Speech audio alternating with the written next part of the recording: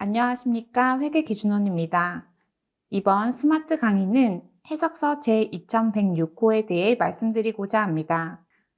이 해석서는 특정 시장에 참여함에 따라 발생하는 부채의 인식 시기를 다루고 있습니다. 해석서의 내용을 살펴보기 전에 해석서에서 다루고 있는 유럽연합의 폐전기 전자제품에 대한 지침을 간략히 알아보겠습니다. 전자제품, 전자기기 사용이 증가함에 따라 이와 관련된 폐기물도 증가하여 폐전자제품 등에 따른 환경오염을 줄이고자 유럽연합은 2005년 8월 13일 전자제품 판매에 따른 폐기물을 관리하는 지침을 마련하였습니다. EU에 속한 각 회원국은 각 국가별로 관련 법률을 각각 다르게 정할 수 있으나 해당 지침을 발표하기 전에 판매된 전자제품에서 발생한 폐기물 관리 원가의 경우 각국의 법에서 정하는 일정 기간, 이를 측정 기간이라고 하는데 이 측정 기간에 시장에 참여하는 생산자가 부담하도록 하는 큰 틀을 정하고 있습니다. 본 해석서는 지침 발표 이전에 판매된 폐전기 전자제품의 사후 처리에 관련된 부채를 인식하는 시점에 대한 질문이 제기되어 발표되었습니다.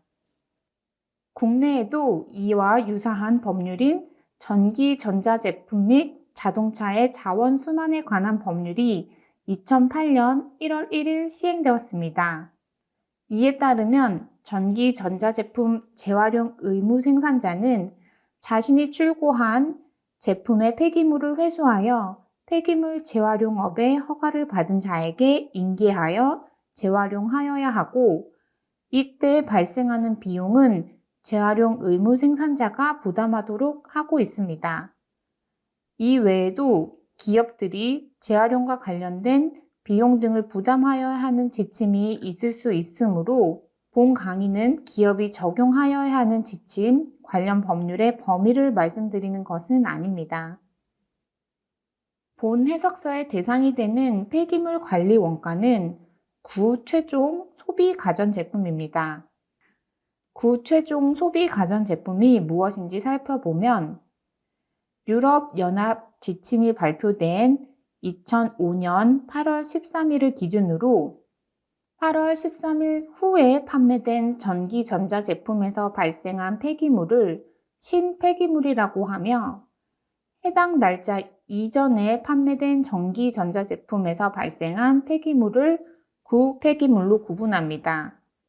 즉, 이 해석서의 대상이 되는 구최종 소비 가전제품은 구폐기물 중에서 최종 소비자, 즉 직접 해당 제품을 사용하기 위해 구입한 사람이 사용한 전자기기의 폐기물이 되겠습니다. 이 해석서는 구최종 소비 가전제품의 폐기물 관리를 위한 의무가 부여된 생산자의 재무제표에 부채를 인식하는 데 필요한 지침을 제공하는 것을 목적으로 하고 있습니다. 생산자의 범위는 기준서가 아닌 관련 유럽 지침에서 정하고 있으므로 이러한 의무를 부담하는 생산자인지는 기업이 스스로 판단해야 합니다. 이 해석서는 2005년 8월 13일 후 판매된 전자기기 등에서 발생한 신폐기물에는 적용이 제외됩니다. 왜냐하면 유럽연합 지침에서 지침 발표 이전 시점에 판매된 구폐기물에 대해 별도의 폐기물 관리 비용 부담 주체를 측정 기간의 생산자로 별도로 정하고 있기 때문이며 신폐기물의 관리를 위한 부채와 구폐기물 중 최종 소비 가전제품이 아닌 경우에도 이 해석서를 적용하지 않고 관련된 부채는 기업회계기준서 제1037호 충당 부채를 따르면 됩니다. 또한 이 해석서는 부채의 인식 시점에 대한 지침을 다룰 뿐이며 부채의 측정 또한 해석서에서 다루지 않으며 측정도 기준서 제1037호에 따라 현재 의무를 이행하기 위하여 필요한 지출에 대한 최선의 추정치를 고려하여야 합니다. 즉, 앞서 살펴본 국내 법률에 따라 현재 국내 기업이 폐기물 처리 비용에 대한 의무를 부담한다면 이러한 의무 또한 기준서 제1037호를 적용하면 될 것입니다. 기준서 제1037호 문단 14의 1에서는 과거 사건의 결과로 현재 의무가 존재하는 경우 충당부채를 인식한다고 하고 있습니다. 이에 따라 유럽연합 지침을 준수하기 위해 폐전기 전자제품의 사후 처리로 인한 폐기물 관리 원가를 충당부채로 인식하는 시점, 즉 의무 발생 사건이 무엇인지가 회계의 논제입니다. 이러한 회계 논제를 해결하기 위해 세 가지 시점을 기준으로 의무 발생 사건을 검토하였습니다. 첫 번째로 유럽연합 지침이 발표된 시점인 2005년 8월 13일까지 전자제품을 제조나 판매한 시점인지, 두 번째로는 각 회원국의 법률 등에서 정하고 있는 측정 기간 동안 관련 시장에 참여한 시점인지, 세 번째로는 구 폐기물에서 발생한 폐기물을 처리하는 데 따른 원가가 발생한 시점인지입니다. 측정 기간은 해당 국가 법규에서 정하고 있는 폐기물 관리 원가를 부담하는 대상을 선정하는 기간이므로 1년이 될 수도 있고 한 달이 될 수도 있습니다. 그러나 유럽연합 지침에서 해당 기간에 시장에 참여하는 해당 제품류의 생산자가 구 최종 소비 가전제품으로 인해 발생하는 폐기물 관리 원가를 부담하도록 하였기 때문에 측정 기간에 관련 시장에 참여하는 것을 의무 발생 사건으로 보아야 합니다.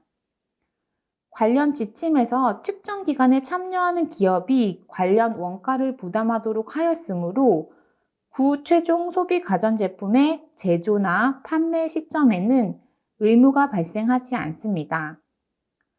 또한 폐기물 관리 활동을 수행하는 원가가 발생한 기간에 관련 의무를 인식하는 것이 아닙니다. 의무 발생의 시점은 원가가 발생하는 특정 기간과 동일할 수도 있으나 특정 기간과 무관할 수도 있습니다. 회계 논제의 상황에서도 관련 원가가 발생한 시점 또한 의무를 인식하여야 하는 사건이 발생한 시점은 아닙니다. 유럽연합 지침이 국내 기업들에게 직접적으로 적용되지 않아 문단의 내용만으로 조금 이해가 안 된다면 해석서 제2106호 결론 도출 근거 BC5를 참고해 볼 수 있습니다. X4년에 전기 제품을 판매한 기업이 해당 연도에 4%의 시장 점유율을 갖고 있었으나 그 후에 영업을 중단한 상황입니다. 유럽연합 지침에 따르면 X4년 판매 제품에 대한 폐기물 관리 원가는 X7년에 해당 제품의 시장 점유율에 따라 배분되는 경우에 의무 발생 사건은 무엇인지 한번 생각해 보겠습니다. 해석서 결론에 따르면 측정 기간인 X7년에 해당 제품 시장에 참여하는 것을 의무 발생 사건으로 볼 수 있으며 해당 시점에 폐기물 관리에 대한 의무를 부채로 인식하여야 할 것입니다. 이를 판단하는 데 판단 기준이 되는 기준서는 제1037호의 문단 17과 19입니다. 의무 발생 사건은 의무를 이행하는 것 외에는 대안이 없는 현재 의무를 생기게 하는 과거 사건이며 사례의 상황에서는 X7년에 시장에 참여하는 것이었습니다. 또한 같은 기준서 문단 19에서는 과거 사건으로 발생하고 미래 행위와는 독립적으로 존재하는 의무에 대해서는 충당부채를 인식하도록 하고 있습니다. X7년에 시장에 참여한 기업 중에 X8년 이후, 즉 미래 영업을 계속하지 않을 의도가 있더라도 X4년의 구 최종 소비 제품에 대한 관리 원가 부담에 영향을 미치지 않으므로 충당 부채를 인식하여야 합니다. 이상으로 해석서 제2106호를 살펴보았습니다. 해석서의 대상은 유럽 지침 발표 이전에 판매된 제품에서 발생한 관리 원가입니다. 현재 오랜 기간이 지났기 때문에 해석서의 적용 대상인 의무를 인식하는 데에 본 강의를 참고하시기보다는 본 강의를 충당부채를 인식하는 시점 판단하는데 활용할 수 있는 구체적인 사례로 활용하시기 바랍니다. 감사합니다.